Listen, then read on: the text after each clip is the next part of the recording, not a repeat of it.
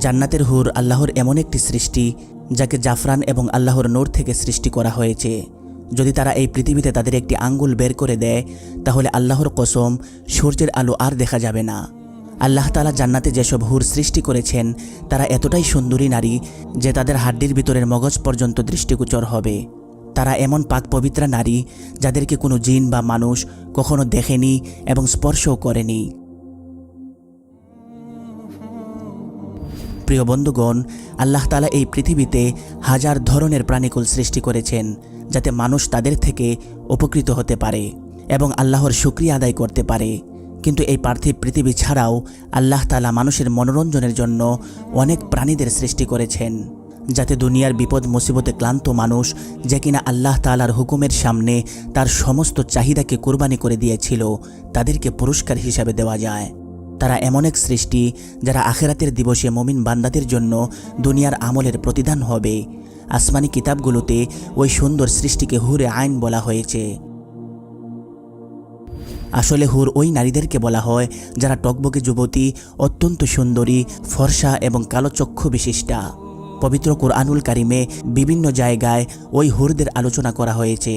উদাহরণস্বরূপ সূরা ওয়াকিয়ায় আল্লাহ তাআলা বলেছেন, সেখানে রয়েছে জান্নাতের রমণী হুরে আইন। তারা বিক্ষিপ্ত মণিমুক্তার মতো হবে এবং তারা মানুষের ভালো আমলের প্রতিদান হিসাবে হবে। এভাবে সূরা আর রহমানে বলা হয়েছে, সেখানে থাকবে স্বামীর প্রতি দৃষ্টি সীমিতকারী মহিলাগণ যাদেরকে ইতিপূর্বে স্পর্শ করেনি কোনো মানুষ আর না কোনো জিন। আসলে হুর জান্নাতের এমন এক সৃষ্টি যাদেরকে দুনিয়ার কোনো উদাহরণ দিয়ে বোঝানো বা তাদের দেহের সৌন্দর্য প্রকাশ করা অসম্ভব ব্যাপার, কারণ তাদেরকে এখন পর্যন্ত কোনো মানুষ দেখেও নি এবং স্পর্শও করতে পারেনি, এবং তারা জান্নাতের মধ্যে মুমিন ব্যক্তিদের জন্য পুরস্কার এবং প্রতিদান হবে। পবিত্র হাদিস শরীফেও নবী করিম সাল্লাল্লাহু আলাইহি ওয়াসাল্লাম ইরশাদ করেছেন যে হুরদের চক্ষু ওই মতির মতো হবে যা ঝিনুকে তৈরি হয় এবং তা হাতের স্পর্শ থেকে সম্পূর্ণ মুক্ত থাকে। আল্লাহ তাআলা হুরে আইনকে জাফরান দ্বারা সৃষ্টি করেছেন। আল্লাহ তাআলা তাদের চেহারাকে নূর এবং শরীরকে রেশমের পোশাক পরাবেন এবং তাদের শরীর ও সৌন্দর্য মানুষকে পাগল করার মতো হবে। যদি হুরদের শারীরিক গঠন নিয়ে আলোচনা করি তাহলে বর্ণনা দ্বারা জানা যায় যে হুরদের পায়ের আঙ্গুল থেকে টাকনো পর্যন্ত জাফরান দ্বারা বানানো হয়েছে এবং সিনা থেকে গর্দান পর্যন্ত আম্বর দ্বারা বানানো হয়েছে এবং গর্দান থেকে মাথা পর্যন্ত সাদা কাফুর দ্বারা বানানো হয়েছে এবং তাদের মাথায় সুগন্ধিযুক্ত কস্তুরীর চুল রয়েছে। যখন সে সামনে আসে তখন তার চেহারা চমকাতে শুরু করে যেরকমটা দুনিয়াতে সূর্যের আলো চমকায়, এবং তার শরীরের ভিতরের অংশ বাহির থেকেও দেখা যাবে। যদি কোনো হুর তার হাতকে আসমান ও জমিনের মধ্যখানে প্রকাশ করে দেয় তাহলে সমস্ত প্রাণীকুল তার সৌন্দর্যে পাগল হয়ে যাবে, আর যদি সে তার চেহারা প্রকাশ করে দেয় তাহলে তার সৌন্দর্যের কারণে আসমান এবং জমিনের মধ্যখানে অবস্থিত সমস্ত জিনিস বিলীন হয়ে যাবে। একটি বর্ণনা অনুযায়ী জান্নাতুল ফেরদাউস এবং জান্নাতুল আদনের মধ্যখানে এমন এমন হুর রয়েছে যাদেরকে জান্নাতের গোলাপ থেকে তৈরি করা হয়েছে। তারা কখনো নিদ্রায় যায় না এবং তারা গর্ভবতীও হবে না এবং তাদের কোনো ঋতুস্রাব হয় না এবং তারা কখনো অসুস্থও হয় না। প্রিয় বন্ধুগণ, হুরদের মধ্যেও কয়েকটি শ্রেণী এবং পরম্পরা রয়েছে এবং জান্নাতের আলাদা আলাদা মর্তবায় আলাদা আলাদা শ্রেণীর হুর বিদ্যমান রয়েছে। যেরকমটা হযরত ইবনে আব্বাস রাদিয়াল্লাহু তাআলা আনহু বলেছেন যে জান্নাতের মধ্যে একটি নহর রয়েছে যার নাম হলো বেদিখ। ওই নহরের নিচে হুর উৎপন্ন হয় এবং মিষ্টি সুরে পবিত্র কুরআনুল কারীমের তেলাওয়াত করে এবং আল্লাহ তাআলার হামদ এবং সানা বর্ণনা করে।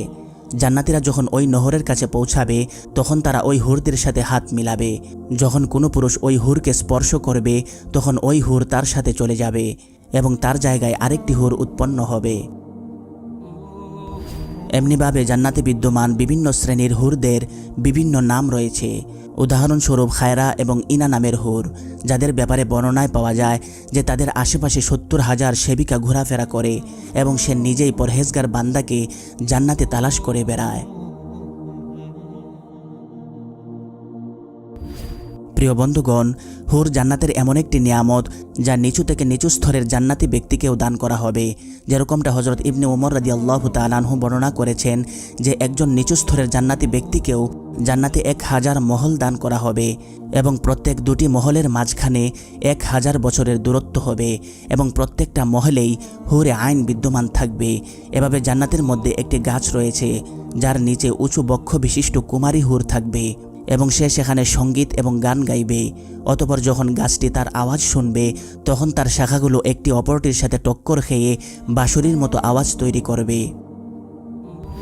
এমনিভাবে বর্ণনা অনুযায়ী জানা যায় যে যখন কোনো জান্নাতি ব্যক্তি হুরের সাথে মিলিত হবে তখন তার উত্তেজনা 70 বছর পর্যন্ত তার শরীরের মধ্যে থাকবে, যার ফলে সে স্বাদ পেতেই থাকবে। যখন সে হুরে আইনের সাথে অধিক পরিমাণে মিলিত হয়ে যাবে তখন আবারও সে পাক পবিত্রা এবং কুমারী হয়ে যাবে। প্রিয় বন্ধুগণ, হুরদের আকৃতি বা গঠন শুধুমাত্র ইসলাম ধর্মেই রয়েছে বিষয়টি এমন নয়, বরং বিভিন্ন মতাদর্শ এবং আসমানি কিতাবগুলোতে এমন সুন্দরী নারীদের আলোচনা পাওয়া যায় যারা মানুষের মৃত্যুর পর পুরস্কার হিসাবে লাভ করবে।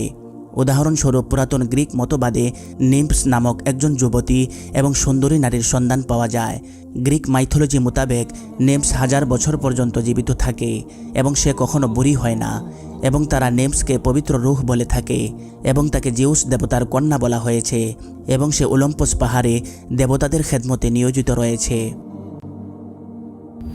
যদি পুরাতন ফরাসিয়ানদের কথা বলা হয় তাহলে জরতুষ্টদের মধ্যেও হুরের সাথে সাদৃশ্যপূর্ণ একটি মাখলুকের সন্ধান পাওয়া যায়। তাদের মতাদর্শ অনুযায়ী মানুষের সমস্ত আমল এবং পুণ্য সুন্দরী নারীর আকৃতিতে রূপান্তর হয়ে যায়, যাকে ডায়না বলা হয়েছে। আর ডায়না একজন সুন্দরী এবং উন্নত পোশাক পরিধানকারী নারী। যখন কোনো মানুষ মারা যায় তখন তার মৃত্যুর 4র্থ দিন সকালে পুরস্কার স্বরূপ সে ডায়নাকে পেয়ে যায়। অতঃপর ডায়না 15 বছরের কুমারী নারীর আকৃতিতে তার কাছে প্রকাশ হয় এবং মৃত ব্যক্তিকে সাথে নিয়ে জান্নাতে চলে যায়। এভাবে হিন্দু ধর্মের পবিত্র কিতাব বেদ, মহাভারত এবং পুরাণেও এমন নারীদের আলোচনা পাওয়া যায় যাদেরকে হিন্দু ধর্মে অপ্সরা বলা হয়েছে। এই নারীরা ইন্দ্র দেবতার স্বর্গ অর্থাৎ জান্নাতে বসবাস করে এবং মানুষের মন তুষ্ট করে। মহাভারত অনুযায়ী স্বর্গে খুব সুন্দর একটি ঝিল রয়েছে যেখানে অত্যন্ত সুন্দরী অপ্সরাগণ বসবাস করে এবং স্বর্গে বসবাসকারী সমস্ত মানুষ 1000 করে অপ্সরা পাবে। প্রিয় বন্ধুগণ, এই সমস্ত আলোচনা দ্বারা এটাই বোঝা যায় যে ইসলাম ধর্ম ছাড়াও পৃথিবীর বিভিন্ন ধর্মে হুর বা অপ্সরার আলোচনা বিদ্যমান রয়েছে, কিন্তু ইসলামের প্রতি বিদ্বেষ পোষণকারী মানুষদের ইসলামে হুরদের অস্তিত্ব নিয়েই শুধু চুলকানি দেখা যায়। এটা কি সত্য ধর্মের বিরোধিতার ফসল নাকি তাদের প্রপাগান্ডা?